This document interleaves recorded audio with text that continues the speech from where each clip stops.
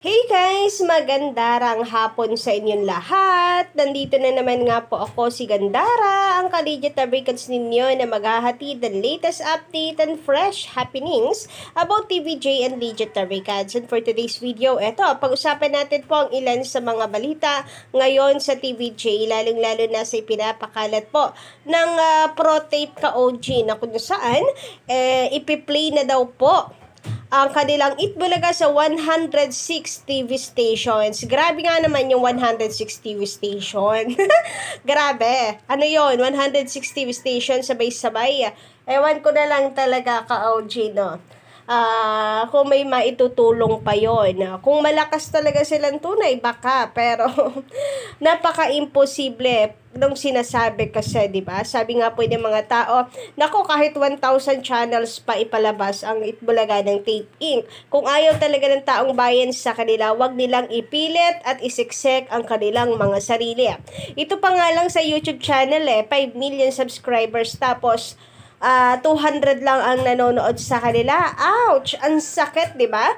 Mas lalo lamang pong lamang pong lalabas, nakahiya-hiya sila at mas lalo lamang po silang pagtatawanan ng mga tao, ng mga Pilipino dahil sa kanilang mga ginagawang pakikipagsiksikan ng kanilang sarili. So, itong tunay na malakas ay kagaya ng TVJ na kung saan nasa maliit na TV station na coverage, no? Malaki rin naman po ang TV5, yun nga lang, yung coverage po niya, kung i-compare po natin sa GMA, talo po talaga. Pero sila po ang nangunguna pa din.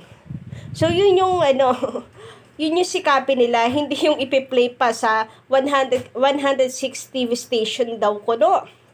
Hindi pa ba isang sampal na katotohanan, ka-OG, yung sila na po yung nasa widest na reach ng signal na TV station, pero wala pa ding nanonood sa kanila. Ano yung akala nila? Kakaunti lang ang nakaka-reach sa kanila, kaya ganyan ang inaabot ng kanilang TV ratings, na kaya konti lang ang nakakapanood sa kanila. No, sadyang walang gustong manood sa kanila. Yun po yung katotohanan doon. Sabi nga dito ni Sir Rodelio Raimundo, Miss Gandara, nako, kahit 107, karaming TV stations useless. Kung 2 million online subscriber ko, no, 200 lang ang nanonood. Yes, guys. Totoo po yan. Yung mga legit records, dahil sa laki ng follower, may maghanap ng way para mapanood sila.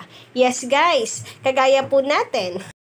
Dahil hindi makapanood sa TV, di ba't nasa online po tayong lahat. Ngayon ko ang katwiran ng kabila. Kaya po, ipi-play daw sa 106 TV station dahil para mas maraming makapanood.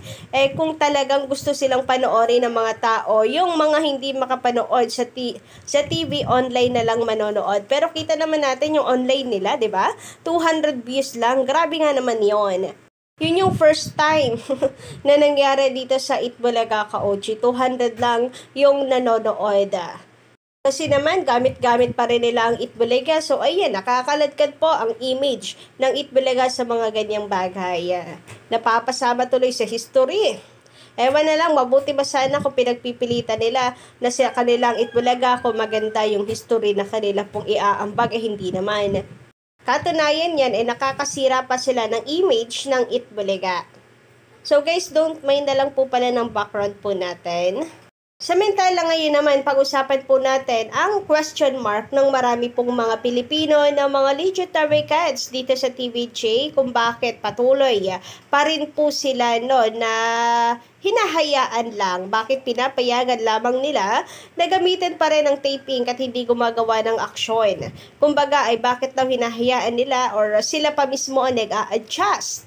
Bakit sila pa ang kailangang rumespeto? Kahit ang totoo ay dapat ang taping ang rumespeto sa kanila. Lalo pat na kay Joey De Leon naman na daw ang registration for entertainment. Dapat ginagamit nila yon pangontra sa Tape Inc. di umano, dahil nga for merchandise lang naman ang hawak po ng Tape Inc. So, yun yung katanungan ng iba po nating ka-digital records. Bakit hinahayaan lang ng TVJ? Sa mga press con po nila, sa press con po nila, di ba? Natanong, kung kailan gagamitin nila or ng TVJ ang titulong Itbulaga since na ipanalo nila sa IPO ang titulo. Ang sagot po ni Bossing dito is that kapag narespeto na at ginalang na sila ng kabila. So, ang mismong pagkakasabi po ni Bossing Vic Soto, siguro pag tumigil na yung may gumagamit na iba at nagpakita ng respeto. Pag nagpakita na sila ng respeto at tigilan na yung paggamit ng hindi naman sa kanila, mas masaya.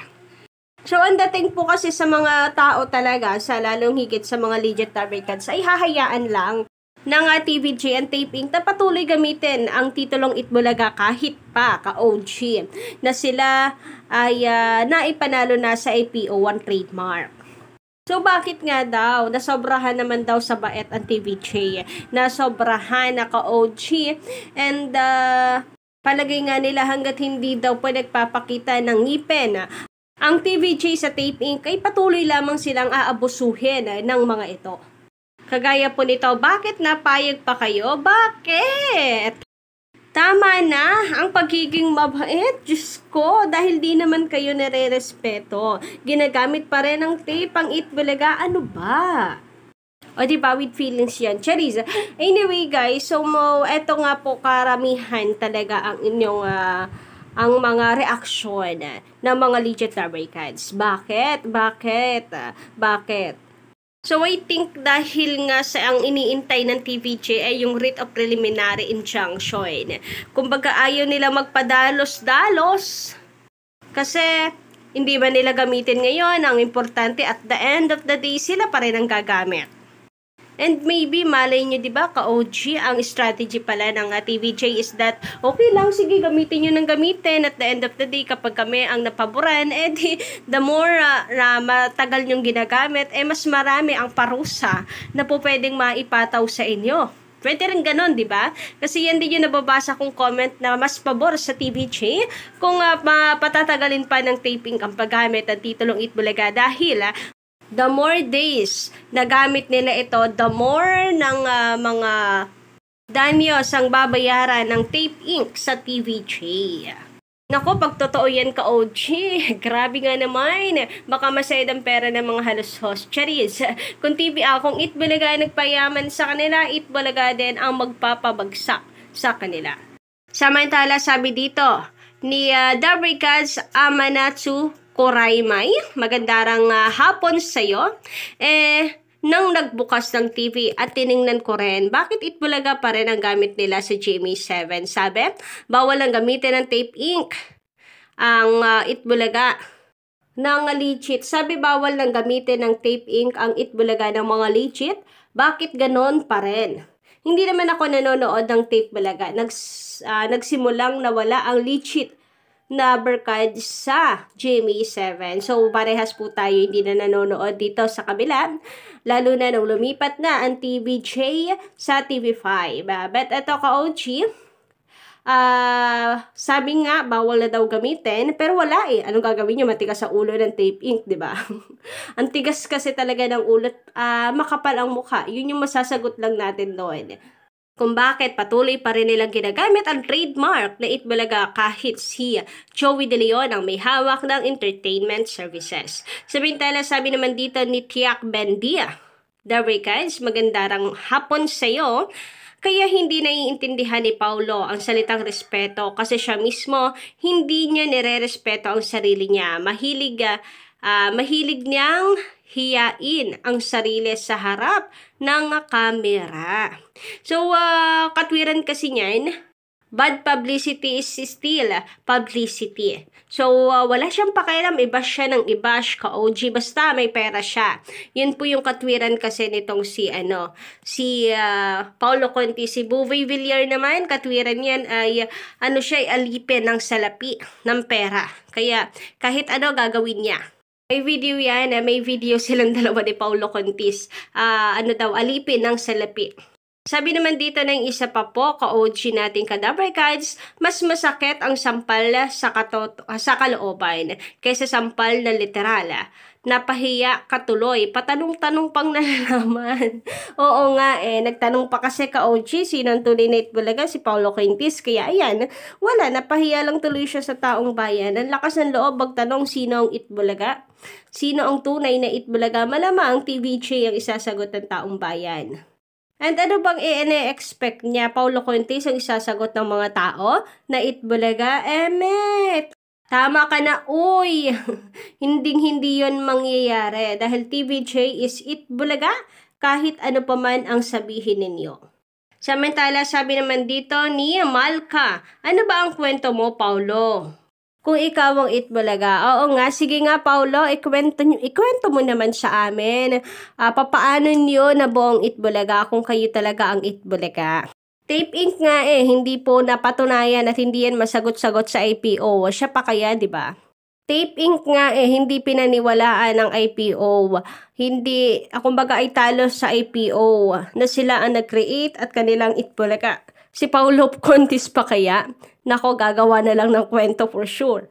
Samantala, sabi naman dito ni Marvin Malik Dem, magandang hapon din sa'yo, Kadabricans. Kapag magiging host ng program, dapat iwasan ang maging criticism ng publiko para walang negative publicity. Nako, asa naman tayo, ka-OG. Gustong-gusto yan ni Paulo Quintis. Yung binabash siya kasi nagmumukhang kawawa nga po't na umaasa na makukuha po ang simpatya ng taong bayan. Kapag nagmukha silang kawawa, gano'n. Kaya gustong-gusto nila yan. Mga paawa effect, kala mo mga biktima rito. Ang TVJ nga, hindi pa man po nakakalaya sa Tape Inc. biktima na dahil hindi po pinapasahod ng maayos.